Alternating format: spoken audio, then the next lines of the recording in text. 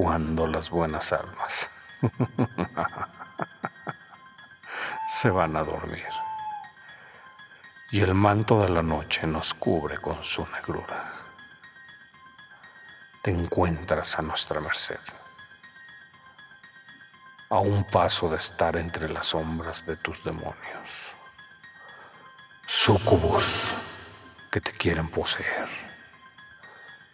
incubus que te llevarán a el lado oscuro de la luna, de la luna, de la luna.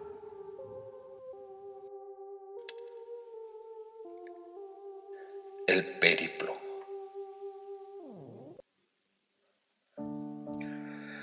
Si alguien se detiene frente al número 85 de la calle 16 de septiembre en la colonia Independencia, verá solamente los despojos de lo que anteriormente fuera una casa normal. Y para quien no sepa la historia, le resultaría realmente inverosímil creer que eso, que parecieran ruinas abandonadas desde hace por lo menos una centuria, en realidad, solo 3 años atrás estaba aún en pie y completamente funcional. De hecho, en ella vivían mi amigo Manuel y su familia, constituida por su mujer y su hijastro. Por mi parte, no puedo recordar con precisión cuándo comenzó a cambiar su vida, pero lo que sí puedo testimoniar es que en el transcurso del año del 2016 se cambiaron de domicilio cuando menos 13 veces, antes de terminar instalándose en la casa en la que él finalmente moriría. Todo comenzó en aquel domicilio. Yo los visitaba regularmente, pues teníamos intención de formar una banda, y ensayábamos unas 3 veces por semana. Su modo de vivir siempre fue normal, hasta ese lunes de noviembre, en que llegué como de costumbre, y lo que vi no pudo menos que sobresaltarme, pues en mi amigo se advertía una inquietud evidente desde la primera vista. Estaba completamente bañado en sudor y se notaba molesto. Me saludó de mala gana y me invitó a pasar. Me ofreció un asiento en la sala y me pidió que ese día no ensayáramos, porque el fin de semana había tenido una serie de situaciones que lo tenían bastante estresado. Le pregunté sobre ello y él, con la cabeza agachada, me dijo tranquilamente que no era grave, pero sí cansado. A partir de ahí, no volví a verlo bien. Resulta que de pronto había comenzado a suceder cosas inexplicables, sobre todo por las noches. Me comentó que a su mujer en 2 ocasiones se le había aparecido un espectro de un militar. Y él, por su parte, siempre sentía estar bajo mucha presión física, que lo agotaba demasiado. Cabe aclarar que aunque él siempre fue de complexión robusta, también era deportista, jugaba básquetbol y era bueno en ello. Pero a partir de todo esto que me platicaba, dejó de jugar y comenzó a engordar de una forma acelerada.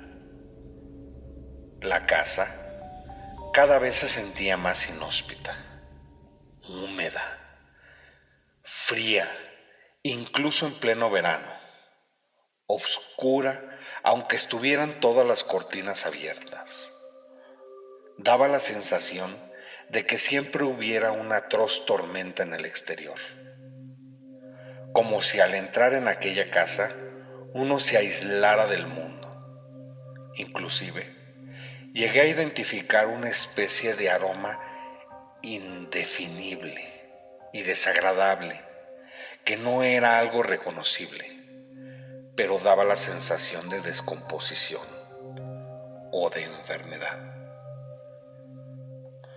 Por aquella época, ellos tenían una gatita que yo conocía muy bien, y también fui testigo de la transformación del pobre animal, de cómo se fue volviendo más y más huraña, hasta volverse francamente agresiva y vivir atrás de los muebles, hasta que un buen día me comentaron que terminó yéndose de la casa para no volver.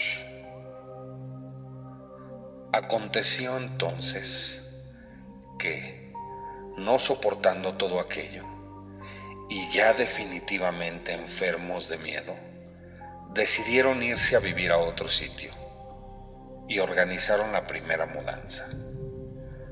Fue cuando empezó el periplo. Recuerdo que me costó tanto trabajo seguirles el rastro que eventualmente un día no supe a dónde se habían cambiado y dejé de verlos, hasta un buen día en el que mi madre me comentó que Manuel había llamado a su casa y me dejó una dirección. Con muchas ganas de verlo, me dispuse a localizar su nueva dirección. Al volver a verlo, no lo reconocí. Era una mole que producía mucho ruido al respirar y que se movía con una dificultad enorme. Yo aún no salí de mi asombro cuando comenzó a platicarme de cómo se sangraba de las ingles si intentaba caminar o hacer ejercicio, de sus dolores de espalda, de la necesidad de estar tomando medicamentos para evitar un infarto. En medio de la plática más bizarra que tuve en mi vida, me platicó entre risas que había sufrido una tromboflebitis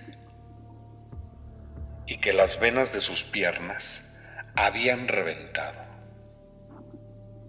Fui testigo de cómo le supuraba agua de las heridas y de cómo se hacía un pequeño charco en donde se paraba. Ese día, cuando me despedí, me miró a los ojos y con un profundo miedo me suplicó que no dejara de visitarlo, porque tenía miedo. Aquello que los aterrorizó en la casa de 16 de septiembre se había ido con ellos a través de todas las casas en las que vivieron, hasta que resignados se quedaron en la última. Yo le prometí que iría como antaño, a tocar la guitarra algunas veces a la semana, pero por motivos de trabajo y familia no pude cumplir mi promesa. Sin embargo, un día en el que lo visité, me contó cómo había tenido un desdoblamiento y había visto su cuerpo yaciente en el sofá. Finalmente, su mujer me avisó una tarde que Manuel había fallecido a causa de un paro cardiorrespiratorio fulminante. Me presenté en el velorio y fui testigo de su soledad y del silencio que lo acompañó hasta ese momento. De la casa de 16 de septiembre, solo sé que cuando ellos la dejaron, se veía ya algo deteriorada. Los dueños le hicieron los arreglos pertinentes para volver a rentarla, pero nadie duraba más de un mes, hasta que finalmente la losa de entrepiso colapsó y el ayuntamiento obligó a los dueños a derribarla. Creo recordar que el dueño también falleció y la familia se desentendió definitivamente, abandonándola. El ritmo de deterioro fue impresionante. Secciones completas de la estructura se desprendían como arrancadas por una fuerza invisible en días de lluvia, en días de viento, como si el sol resquebrajara sus muros y los volviera talco. Las casas aledañas, sin embargo, no tienen daño alguno, a pesar de estar en idénticas condiciones climáticas y de uso. Son casas no demasiado antiguas, no para llegar a ese nivel de deterioro. Por más descuido que se les haya hecho.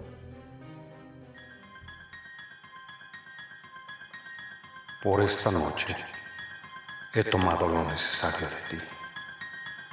Ya puedes ir a descansar, que pronto te volverán a traer al lado oscuro Al lado de la luna. de la luna.